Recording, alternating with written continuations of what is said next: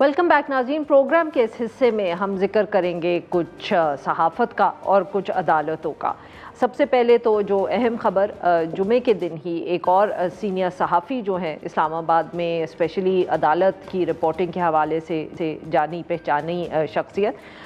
फ़खरुर रहमान साहब को गिरफ़्तार कर लिया गया।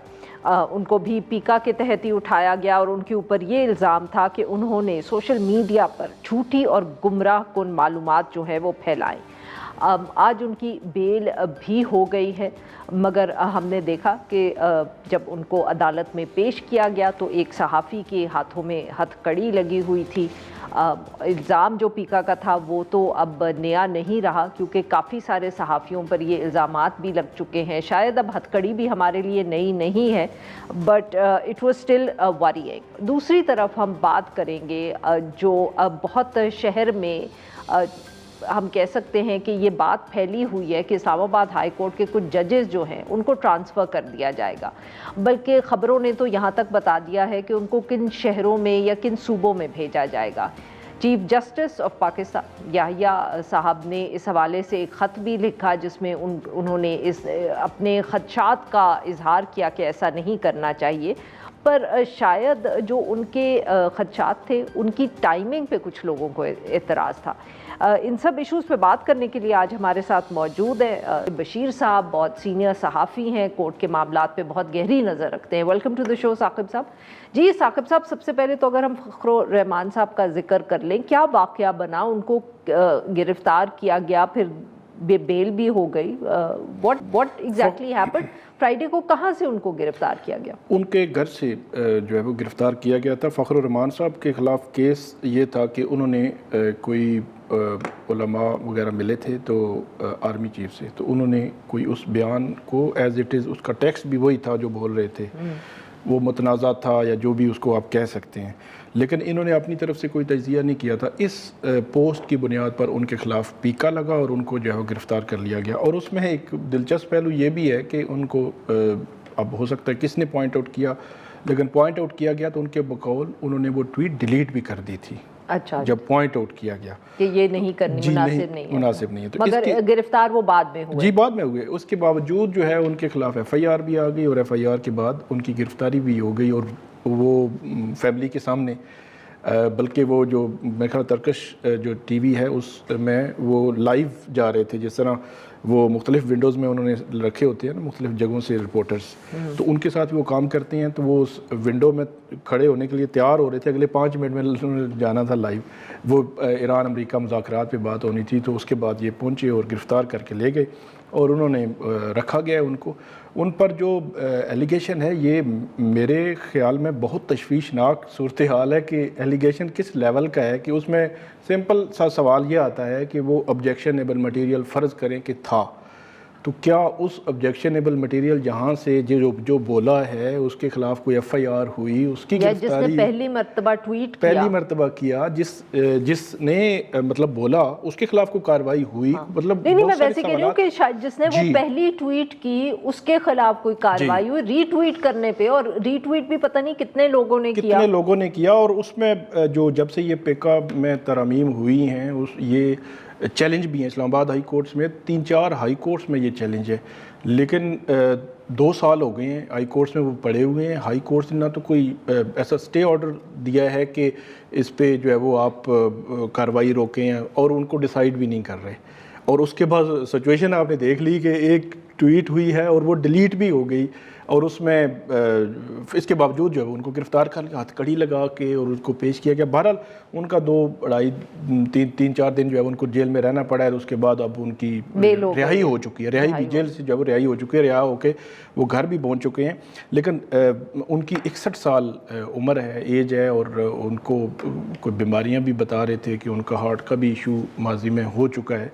तो उसके बाद इतने बावजूद, और मैं सोच रहा था बल्कि जो फ़खरुर रहमान साहब हैं इनके हवाले से ایک بڑا دلچسپ واقعہ 97 میں جب اس وقت کی نون لیگ کی گورنمنٹ نے چڑھائی کی تھی سپریم کورٹ پہ، انہوں نے اطلاع دی تھی، یہ بینچ 1 میں، یہ باہر سے گئے تھے تو بینچ 1 تک پہنچے، بڑا کیس لگا ہوا تھا، تو یہ کہتے ہیں کہ جیسے ہی میں کورٹ روم کے اندر انٹر ہوا تو کیونکہ لوگ بڑے جو وہ چارج تھے، کراؤڈ جس طرح کہتے ہیں، تو وہ خواجہ صاحب انہوں نے ادھر سے چھوڑ ڈالا کہ جج صاحب وہ آ گئے ہیں، تو جج صاحب ادھر سے پھر جج جو ہے وہ اپنے چیمبر اتنے سینئر صحافیوں اور کورٹس پہ ہی رپورٹ کرتے رہے ہیں، بٹ انفارچونیٹ، بٹ خیر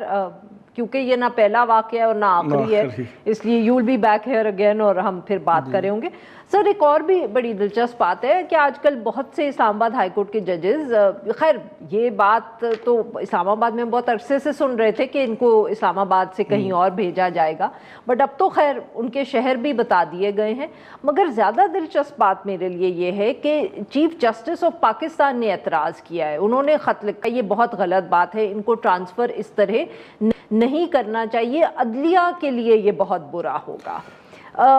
کوئی توجہ دے گا اس خط کو؟ نہیں، توجہ بالکل بھی کوئی نہیں دے گا۔ اور کیوں تنقید ہو رہی ہے اس خط کے اوپر، یہ بتائیں ذرا۔ اس کی وجہ جو آپ نے توجہ کا کہا، کیونکہ 27ویں ترمیم میں یہ آرٹیکل 200 میں یہ لکھا گیا ہے کہ اگر جوڈیشل کمیشن کا اجلاس جو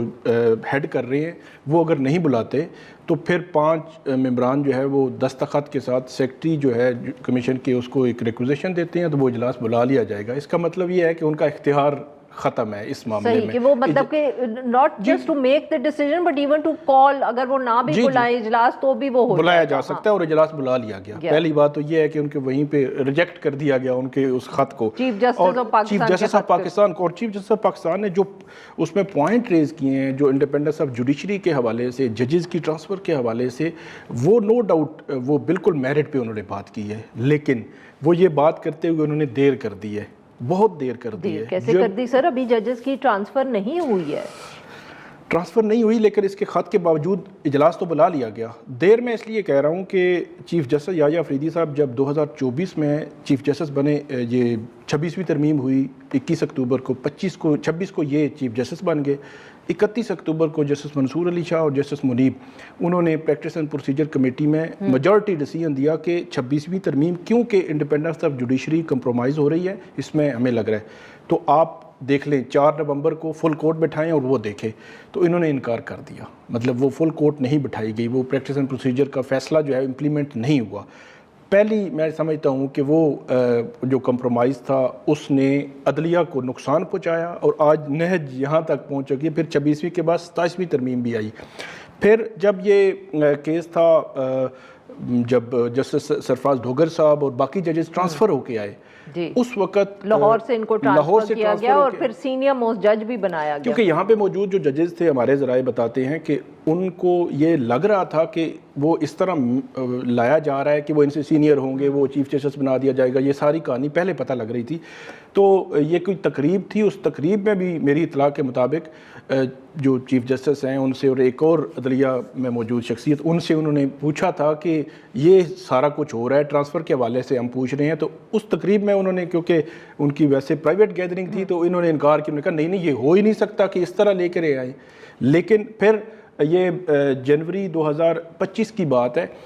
جس دن ٹرانسفر ہونی تھی اس سے 1-2 دن پہلے یہی اسلام آباد ہائی کورٹ کے ججز جن کو اب ٹرانسفر کیا جا رہا ہے، یہ چیف جسٹس صاحب سے ملے اور ان سے کہا کہ ہمیں ٹائم دیں، ہم ملنا چاہتے ہیں کیونکہ یہ ٹرانسفر والا معاملہ اب بہت قریب آ گیا ہے۔ لیکن انہوں نے ان کو ٹائم نہیں دیا، اور ہفتے کا دن تھا مجھے یاد ہے، اور 3 یا 4 گھنٹوں میں کوئی 6 آفسز تھے مختلف، جس میں chief justice Islamabad high court, chief justice supreme court, اس کے بعد وزارت قانون، صدر، وزیر اعظم، سب نے وہ کیے، تو سمری ایک بنی، تو وہ سارا کام ہو گیا، اور چیف صاحب نے بڑی تعریفیں کی اس ٹرانسفر پہ۔ آج سچویشن یہ کہا تھا کہ پتہ نہیں پھولوں کا گلدستہ ہے، ایک گلدستہ آ گیا کہ اس میں سندھی جج بھی ہوں گے، اس میں سندھی پھول بھی ہیں اور بلوچ پھول بھی ہیں اور پنجابی پھول بھی ہیں، اسلام آباد ہے۔ جی انہوں نے بہت اس کی تعریفیں کی تھی۔ تو کہنے کا مقصد یہ ہے کہ 1 فروری 2025 اور 4 نومبر 2024 یہ 2 دن تھے جن دنوں انہوں نے ایکٹ کرنا تھا، وہ نہیں کیا، اسی لیے آج وہ ہم مطلب یہ نہیں کہتے کہ ان کو کمزور ہونا، لیکن کمزور ہے۔ رن آؤٹ آف ٹائم، یہ بتائیے گا کہ آج کیوں پھر خیال آیا جج صاحب کو؟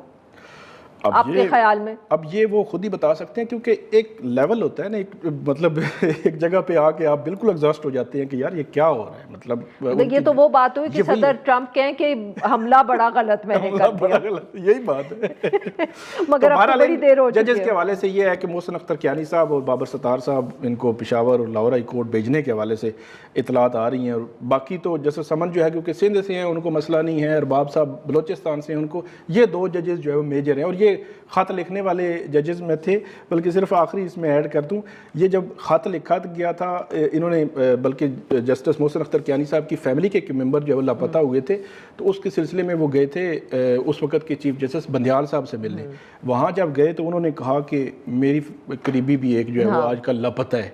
तो आप सब्र करें। फिर दूसरी दफ़ा ये जस्टिस काजी फाइज़ा चीफ जस्टिस से उनसे मिले तो उन्होंने बहुत गुस्से का इजहार किया, और वो मतलब वो ऐसे समझते हैं कि इनको मुजरिम के तौर पर जो है पेश कर रहे हैं। तो कहने का मकसद ये है कि जुडिशरी ने ही अपने आप को कमज़ोर किया है, और आज चीफ जस्टिस उस कमज़ोर पोजीशन में है कि इतना उन्होंने तफसीली ख़त लिखा है,